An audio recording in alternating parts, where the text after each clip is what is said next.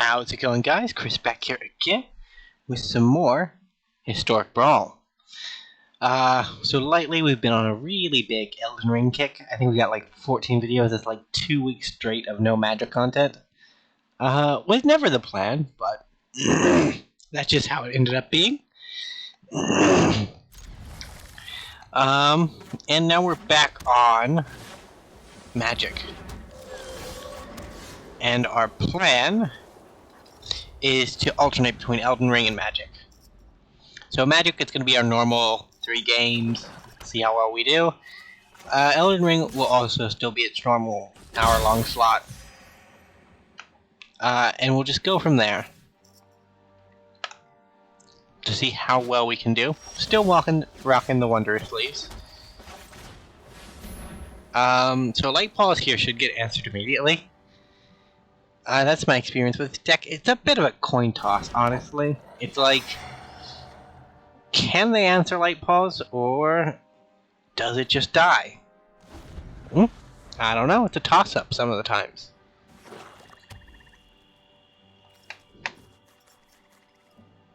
So they have a removal spell that target Light-Paws, because if they don't, bad things happen. Yep, there we go. Take action. And that sets us back so far that we probably don't win.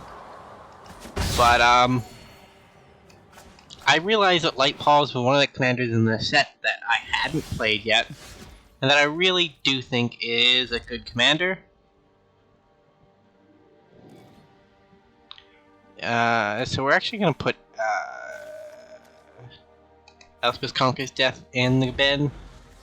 I would have gone with Ranger Caption of Eos, but because I could reanimate it with this, but it's cheaper than the ECD, and it's more reasonable to cast.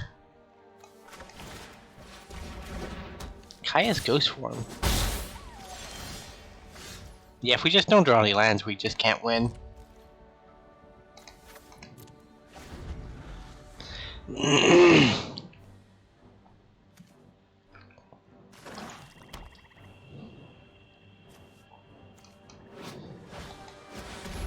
I probably should be running Elsa the Lice Bounty, but I'm not. I'm running the dog instead.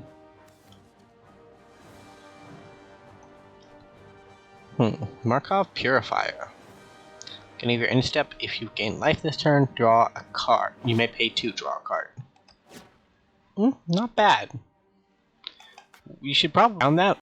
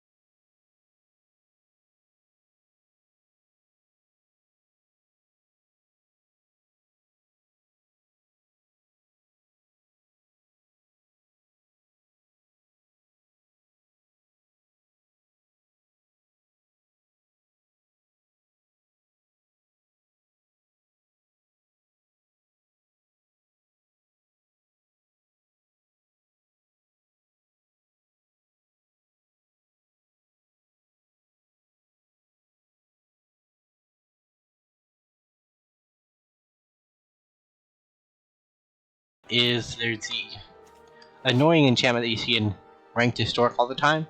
Like 3 mana, choose one of the your instep, gain 1 life, or return a creature with 1 mana value. 2. So if they have a removal spell, this is bad? No, okay. We cannot block. We cannot attack because they just block and kill it, and then our enchantment would have done nothing. Yeah, but that enchantment plus like 5 or 6 1-drops was basically my plan to avoid having to cram a lot of creatures in here. Like, there's still a fair number of creatures, but there's less than I would like, simply because I'm counting on recursion to actually be useful. And then Ranger Captain of Eos can help us find our best 1-drops. No blocks. I will take 5. Thank you very much. Games.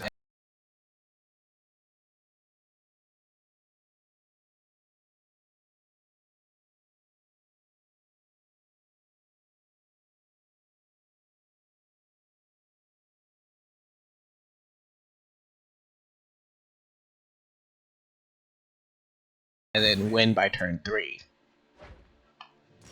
But,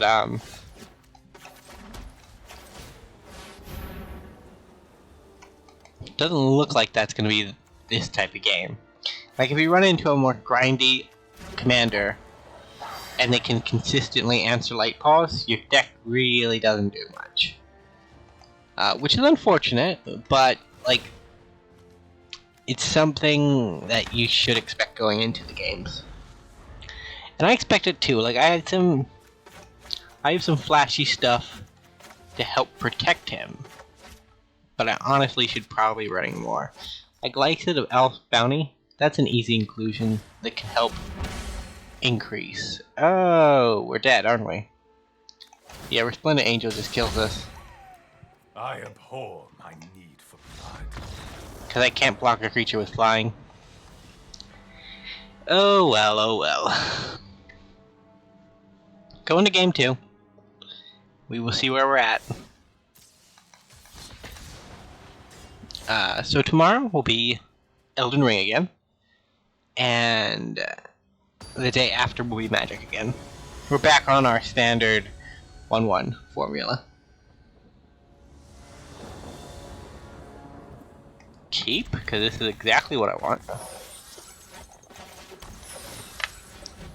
Esper Sentinel is ridiculously good.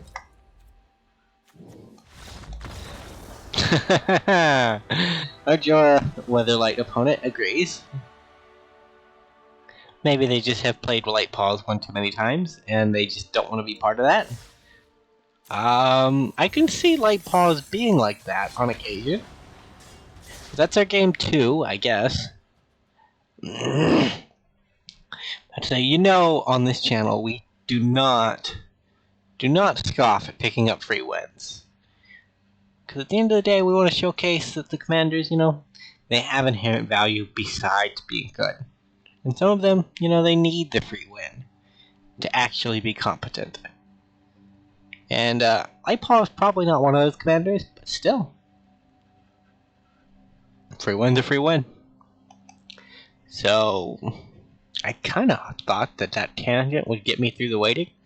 I haven't been as diligent in my time on Arena, but I assume that, well, I don't think wait times have actually increased that much. Like, if you play some older online games, you can know that wait time in a game can be either very short or, like, very long. I kind of like this plane. Like, it's not what I would traditionally consider a planes, but the artwork is nice. I like this one too. March of the Otherworldly Light. The art for it is really, really cool. I like the big panda type things. Well, they're not really pandas, but you know, they're spirit creatures. Not like this type of spirit. Like that type of spirit.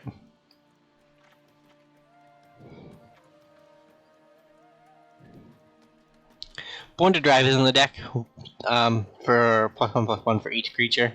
We don't have too many vehicles. Our vehicle count isn't 0, but we don't have enough for it to justify that section of the enchantment. But on its own, +1/+1 for each creature shouldn't be bad for us.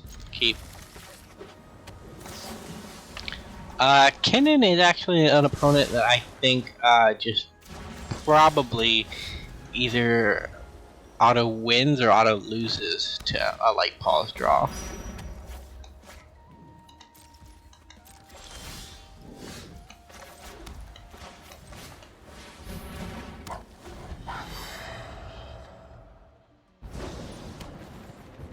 So one of the most dangerous things you can do with Light-Paws is enchantment stack. So you cast it on Light-Paws, and then you get the other enchantment for Light-Paws.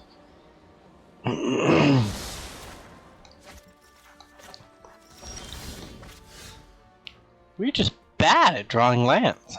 I don't know what's wrong with us. Let's try to set them back once. We're never gonna cast Rampant Reckoning, so...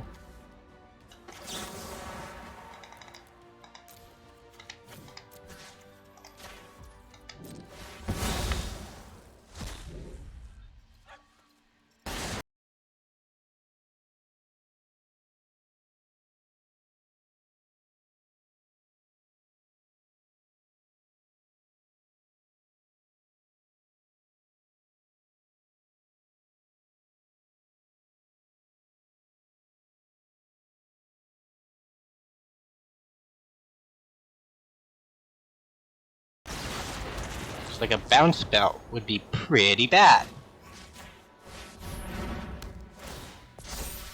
Take action.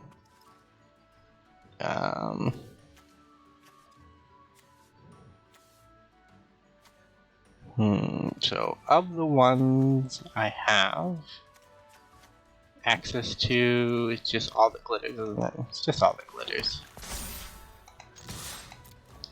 First strike 6/6 lifelink. Pretty good.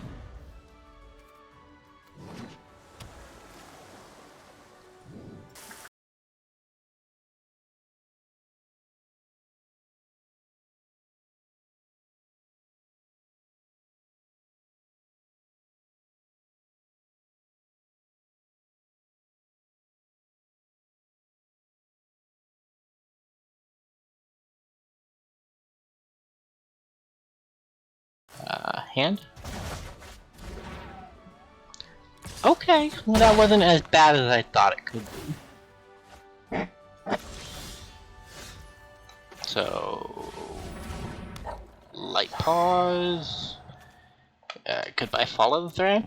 Follow the Thread is a win condition with Light-Paws, because you get a really big Light-Paws, and then you just blow up everybody's lands. And against our Kinnan opponent, that may have been our best out, but...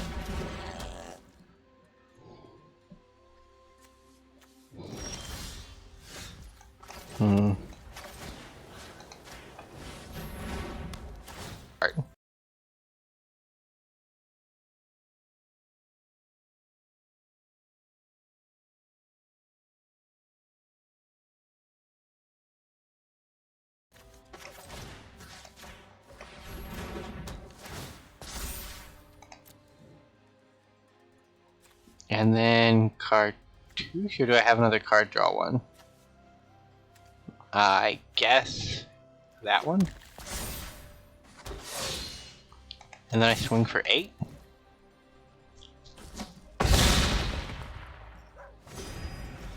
So we still have Wrath of God. And then we also have 2 removal spells in hand to possibly jank out a win.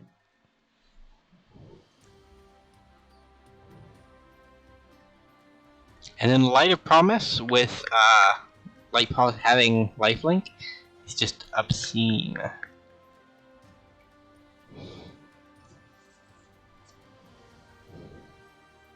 Yeah, they might have River Rebuked a little too early.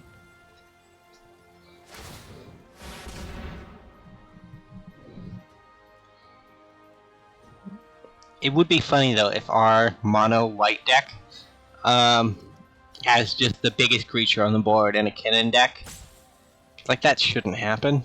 But if we get like 2 more power, it's gonna happen.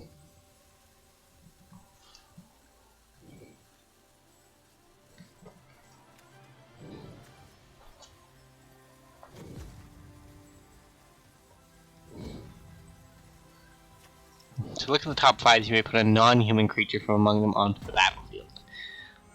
Best hit probably be Eldrazi. Second best hit like a Nyx Blumation? Or like a Platinum Angel, something that can keep them alive, or something that generates a lot of mana. So with Nyx Blumation, they'd have access to 6 mana. It's whenever a permanent, I think. It might be whenever a land, but I think it's whenever a permanent taps for mana, it produces 3 times as much.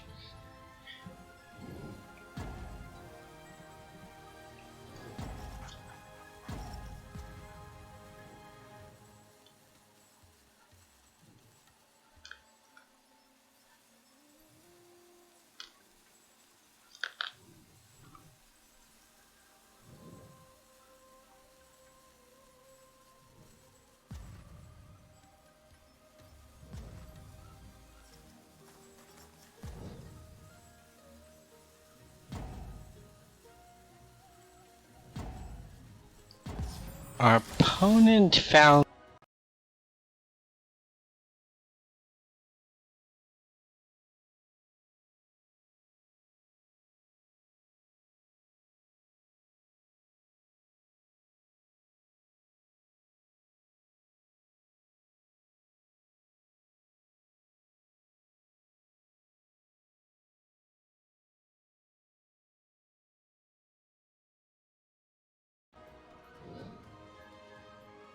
try and get a 3-drop.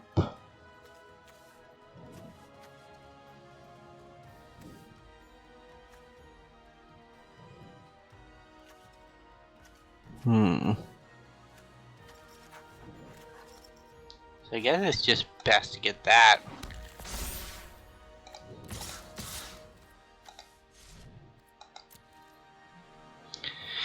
So we swing in for 10 first strike, lifelink damage. I think our opponent has tilted out of the game, so I don't expect them to block here. I honestly expect this Oko picture to highlight, yep, until that blue bar appears. And then that blue bar will tick down until it reaches 0, and then another blue bar will come up. And it'll also tick down until it hits 0, and then Light-Paws will hit them in the face and they'll die.